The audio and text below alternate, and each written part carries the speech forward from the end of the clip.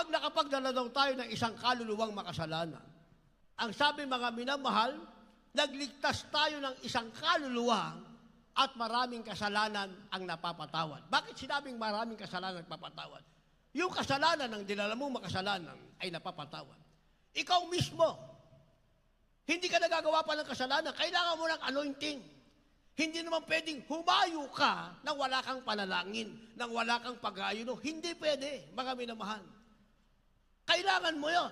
Kaya ikaw mismo, na wala ka na sa kasalanan, yung dadalhin mong kaluluwa, mawawala sa kasalanan. Ang sabi, mapapatawad ang maraming kasalanan. Ganong kahalaga, mga minamahal, ang pagdadala ng kaluluwa. Isang taong lumipas, ang Diyos nagdala ng pagpapala sa atin. Dahil nagdala ka ng kaluluwa, napatawad ang kasalanan mo, napatawad ang kaluluwang dadalhin mo. Pagbuhos na masamang espiritu,